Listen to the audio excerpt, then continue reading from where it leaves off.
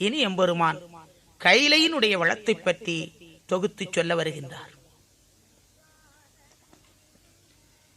முத்தான சீமை 3 நீதத்தோடு பத்தாசையாக பண்பாய்தாளை திடவே 4ஆன வேதம் நல்ல கலியுகமாய் மேலாம்பரமாய் விளங்கி இருந்திடவே தேவர் உரையும் திருக்கையிலை தன் வளமை பாவலர்கள் முன்னே பாடி நரம்மானை ஈசர் உரையும் ரத்ன கிரிதனிலே வாசவனும் தேவர் மறையவரும் விட்டிருக்க பொன்னம்பலநாதர்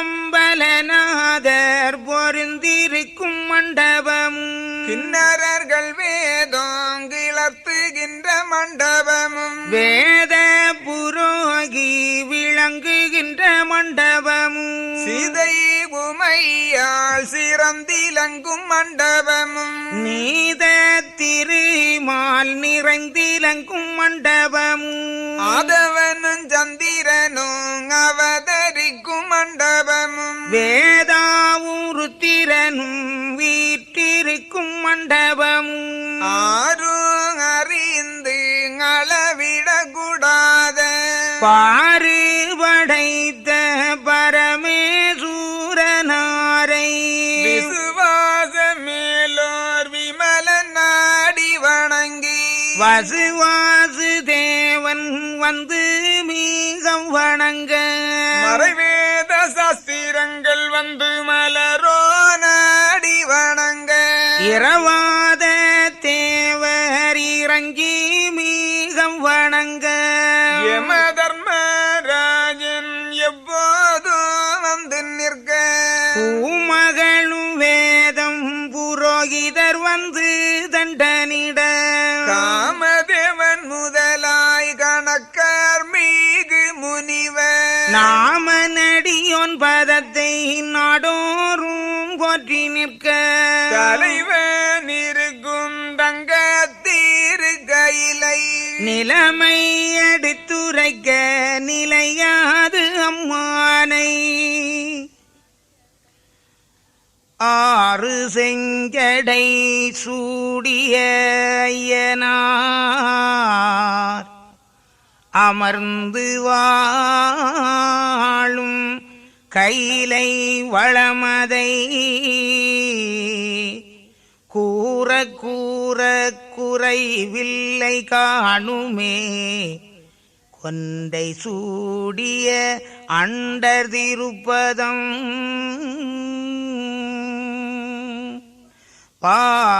பாறுவாறு வகுக்க முடிந்திடா மகிழும் குண்டவளம் சொல்லி அப்புறம் வேறு வேறு விளம்பவே கேளுங்கோ மெய்யுள்ளோராகிய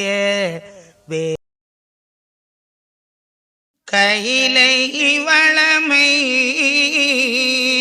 கட்டுரைக்க கூடாது அகிலம் வளமை அருளுகிற நம்மானை தேவாதி தேவ திருக்கூட்டமாயிருக்க மூவாதி மூவர் மிக்க ஒரு சிங்காசனத்தில் சிறந்திருக்கும் வேளையிலே மங்காத தேவி மதுதிரு லட்சுமியாள் ஈரேலுலகும் ரச்சித்த உத்தமியாள் பாரேலும் படைத்த பரமதிரு லட்சுமியாள் நன்றாய் எழுந்திருந்து நாராயணர் பதத்தை தெண்டனிட்டு லட்சுமியும் செப்பு வளம்மானை தேவரீரன்னை திருக்கலியாணம் முகித்து கோவரி குண்ட குடியிருப்பில இருத்தி போகுவது என்ன புதுமை எனக்கறிய தேவரீர் நீர்தான் செப்பீடிரென்றுரைத்தாள் என்னும் அந்த லட்சுமியாள் பெருமாள் தனை தொழுது என்றும் இருக்க இரவாதிருப்போனே ஆதியால் சூட்சம் அளவெடுக்க கூடாத நாதியாய் நின்ற நாராயண பொருளே தேவாதிக்கெல்லாம் திருமுதலாய் நின்றோனே மூவாதிகெல்லாம் முதன்மையாய் நின்றோனே உமக்கு எதிரி உலகம் அதில் உண்டோகான் தமக்கெதிரி வந்த தன்மை மிக உரையும் யுகத்து குகம்பிறந்து உலகிடத்திலே இருக்க அகத்து வந்த நியாயம் அருளும் என்றாளம்மானை என்று திருவும் ஈதுரைக்க மாயவரும் நன்று நன்று என்று நாராயணர் உரைப்பாம் சக்தி சிவமும் தானுதித்த காலம் அதில் எத்திசையும் நாமல் இருவேர் பிறப்பதிலும் ருத்திரர் மயசூரர் உதித்த அந்த நாளதிலும் பக்தி உள்ள தேவர் பரநாதர் நலதிலும் வானூர்கள் தெய்வார் மறைவேத சாஸ்திரமும் இனமாய் சண்டன் இவன் பிறந்த நலதிலும் ஆதித்தன் வாயு அண்டபிண்டம் தோன்றியவின் ஈதுற்ற காலம் ராஜ்யம் ஒன்றுண்டு கண்டாய் அவுகத்தை கண்டு ஆதி பிரம்ம மகிழ்ந்து இவ்வுகத்துக்கு நாமம் என்ன விடுவோம் என்று மாலும் பிரம்மாவும் மாயாதிருப்போனும் ஆலோசித்து நன்றாய் ஆகமத்தை தான் பார்த்து நீடிய யுகம் எனவே நியமே துருதி கொண்டு தேடிய முப்பொருளும் செப்பினர் காணம்மானை அவுகத்தை ஆர்ப்பரித்த காலம் அதில் இவ்வுகத்து காரை இருத்துவோம் என்று சொல்லி எல்லோரும் கூடி இதமித்தாரம் மானை இல்லையாரீசன் திருவேள்விதான் வளர்க்க நல்லையாவேள்வி நன்றாய் வளர்ந்திடவே பிறந்தான் குரோணி பெரிய மலை போலே அறந்தானறியா அநியாய கெடனுமாய் பிண்டம் நிறையும் பொல்லாதன் தன்னுடம்பு அண்டம் அமைய அவன் பிறந்தானம் மானை முகம் கண்களெல்லாம் முதுகு பிறமேலாட நகக்கரங்கள் கோடி கால்கள் ஒரு கோடி தவங்களறிய சண்டீதடி மோடன் குரோணி அவனுயரும் கோடி 4 முழமாம் கையிலை கிடுகிடனும் கால் மாறி வைக்கையிலே அகிலம் கிடுகிடன் அவன் எழுந்தாலம்மானை இப்படியே குரோணி என்ற ஒரு அசுரன் முப்படியே நீடிய யுகத்தில் இருந்தான்கான் இருந்து சில நாள் இவன் தூங்கி தான் விழித்து அருந்தும் பசியான் அவன் முயன்று பார்ப்பளவில் பாருகங்கானான் பல பேருடல் காணான் வாருதிரை நீரை வாரி விழுங்கினன்கான் கடல் நீரத்தனையும் கடைவாய் நனையாமல் குடலெல்லாம் மெத்த கொதிக்குதன வெகுண்டு அகிலம் ஒழுங்க ஆர்ப்பரித்து நிற்பளவில் கைலைதனை கண்டு கண்கள் மிக கொண்டாடி ஆவி எடுத்து அவன் விழுங்கும் அப்போது தாவி குதித்து தப்பினார் மாயவரும் ஓடி மண்ணு லோகம் புகுந்து தூயவரும் அங்கே சிவனை மிக நினைத்து தவசி இருந்தார்கள் தாமோதரனாரும் தவசிதனில் ஈசன் சந்நியாசி போலே வந்து ஆறு நீ இந்த ஆளவனந்தனிலே ஏது நீ தவசு என்னை நினைந்தவாறேது என்று சன்னாசி இதுரைக்க மாயவரும் பண்டுபட்ட பாட்டை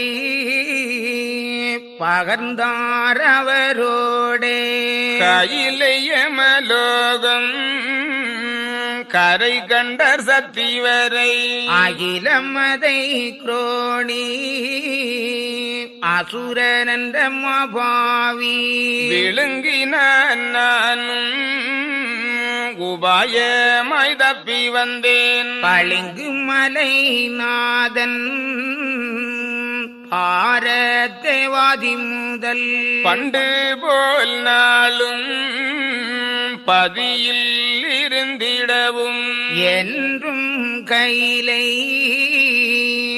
இலங்கி இருந்திடவும் முன்று செய்த பாவி முகமும் அவனுடம்பும் தொண்டாரதாக தொல்புவியில் இட்டிடவும் கண்டங்கண்டமாய் போட கடிய வரமெனக்கு தண்டமிழீர் நீரும் தரவே தவசிருந்தே என்று திருமால் எடுத்துரைக்கவே ஈச மன்றுதனை அளந்த மாலோடு உரைக்கலுற்றார் கேளாய் நீ விட்டினுவே கேடன் கூரோணி தன்னை தூளாக்கியாறு துண்டம் அதுவாக்கி விட்டறிந்தால் அவனுதிரம் மேலும் ஒரு யுகத்தில் கேட்டு கிளையாய் கொடிய சூரகுலமாய் பிறகும் அவனுதிரம் பொல்லாதான் தன்னுடம்பு தொண்டம் ஒன்றுதானும் தொல்புவியிலகடிய குண்டோ மசாலியனாய் குவலய சமயத்திலே பிறப்பான். அப்படியே குரோணி அவனுதிரம் ஆனதுவும் இப்படியே 6 யுகத்துக்கு அவன் உடம்பு வந்து வீரப்பான்கான் மாதானாய் உந்தனுக்கு யுகத்து குகமே உத்தமனாய் நீ பிறந்து அகத்து கவன் பிறப்பு 6 யூகம் அதிலும் உண்டும் அவன் ஜீவன் உயிரழிவு வந்து அந்நாள் பண்டு நடுக்கேட்டு பாவி அவன் உயிரை கொன்று போட்டு நரக குழி தூக்க நாள் வருங்கான் என்று விடை கொடுத்தார் ஈசுரர்கான் அம்மானை. அன்று விடை வேண்டி அதிக திருமாலும் குன்று போல் வந்த கொடிய பாடுபாவி குரோணிதனை ஜெயிக்க கோபம் வேகுண்டெழுந்து ஸ்ரோணித வேதன் துடியாய் நடந்தனராம் நாகத்தனை கிடந்த நாராயணமூர்த்தி வேகத்தால் குரோணிதனை வெட்டி பீழக்கலுற்றார். வெட்டி நாராறு மிகுதுண்டம் அம்மானை தொண்டமது 6ம் தொல்புவியிலே போட்டு பிண்டமதை சுமந்து போட்டனர்கான் அம்மானை அந்த குரோணி அவனுதிரம் ஆனதையும் கொந்து கொந்தாக குளம் போலே குண்டு வெட்டி உதிரம் அதை விட்டு உயர்ந்த பீடம் போட்டு சதிர்யுகமெனவே தான் வகுத்தார் ஓர் பீடத்தை அவுகத்திலே உதிரம் அசுர கூலம் ஆகி முகத்து பாவி முடிந்த ஒரு துண்டமதை கொண்டோமதாலி எனவே கோடியவனாய் பண்டோர் குராணி பாதகனாறு துண்டமதில் வந்து பிறந்தான் சதுர வையகத்தில் அம்மானை. 6 செஞ்சடை சூடிய ஐயனார் ஆகிய சிவபெருமான் அமர்ந்திருக்கின்ற கைலையினுடைய வளங்கள் பற்றியும்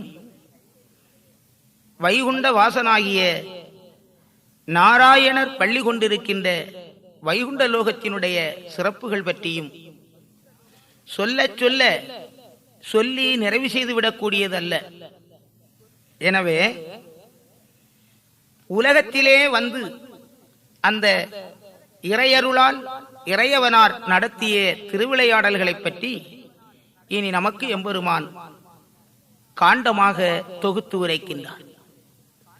இங்கு சொல்லப்படுகின்ற திருவிளையாடல்கள் எல்லாம் மகாலட்சுமி ஆகிய அன்னை எப்பொழுதும் நாராயணருடைய திருவடிகளுக்கு பணி செய்து கொண்டிருக்கின்ற அந்த மகாலட்சுமிக்கு எடுத்து உரைப்பதாக எம்பெருமான் இந்த திருக்காண்டத்தை சொல்லுகின்றார். இந்த கதை பிறந்த வரலாறு என்ன? வைகுண்டத்திலே நாராயணருக்கு அம்மை மகாலட்சுமி பணி செய்து கொண்டிருக்கின்றாள்.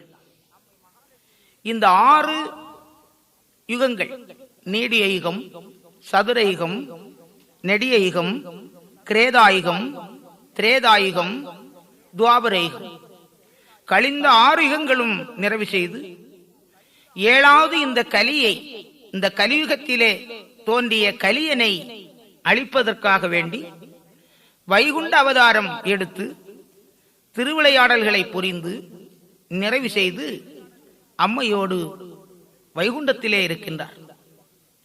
அப்பொழுது அந்த அன்னையானவள் எம்பெருமானுடைய திருவடிகளை வணங்கி நின்று கேட்கின்றாள், தேவரீர், யுகாயுகங்கள் தோறும் யுக தர்மத்தை நிலைநாட்ட இந்த உலகத்திலே போகிறோம். அந்த யுகங்களை நிறைவு செய்து யுக தர்மத்தை நிலைநாட்டி மீண்டும் இந்த கோ அரிகுண்ட குடியிருப்பிலே வந்து சேருகிறோம். அப்படி சேர்ந்த பொழுது நிம்மதியாக இங்கு இருக்கலாம் என்று இருக்கிற அந்த வேளையிலே தாங்கள் திடீரென்று எழுந்திருந்து புறப்படுகின்றீர்கள். ஆதியால் கூட அளவறிய கூடாத நாதியாய் நின்று நடத்துகின்ற நாராயண பொருள் தாங்கள். எதற்காக இவ்வளவு அவசரப்பட்டு செல்லுகிறீர்கள் என்று கேட்டால், பூலோகத்திலே எனக்கு எதிரி தோன்றிவிட்டால் அந்த அசுரர்களை, அந்த எதிரிகளை அழிப்பதற்காக நான் போகிறேன் என்று சொல்லுகிறீர்கள். தங்களுக்கு எப்படி ஐயா எதிரி தோன்றினார் என்று அந்த அம்மை சுவாமியை வணங்கி கேட்கின்றார். அதற்கு எம்பெருமான் சொல்லுகின்றார், அகில திரட்டு அம்மாளே, தேவி, ஏகம் ஒரு பரமானதும் இம்மென்று ஒரு வாயுவில் சத்து விளைந்தது.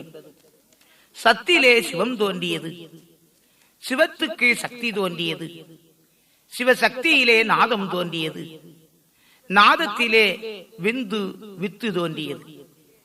அந்த வித்திலே விஷ்ணு தோன்றுகிறார். அவருடைய உந்தி கமலத்திலே பிரம்மன் தோன்றுகின்றார். பிரம்மனால் பெரும் புவியெல்லாம், புவி நிறைந்த வஸ்துக்கள் எல்லாம் படைக்கப்படுகின்றது. அவ்வாறு படைக்கப்பட்ட அந்த உலகத்தை சிவபெருமான் ஆர்ப்பரிக்கின்றார். இதற்கு என்ன பெயரிடலாம் என்று ஆலோசித்து மூவரும் கூடியிருந்து நீடிய யுகம் என்று பெயரிட்டார்கள். அப்பொழுது கைலையிலே ஒரு வேள்வியும் வளர்க்கிறார்கள். அந்த வேள்வியிலே குரோணி என்று ஒரு அசுரன் பிறக்கின்றார். குரோணியானவன் இத்தனை கால்கரங்களோடு அல்லது இத்தனை அமைப்புகளோடு இருந்தான் என்று யாராலும் சொல்ல முடியாத கொடூர தன்மையாக அவன் இருக்கிறான். அவனுடைய முகம் முதுகை பார்த்து இருக்கும். அவன் எழுந்து நடந்தால் தண்ணீரிலே கிடக்கின்ற வெற்று ஓடம், அதிலே ஒருவர் அங்குமிங்கும் நடந்தால் அந்த ஓடம் எப்படி அசையுமோ அதுபோல இந்த உலகமானது அசையும்.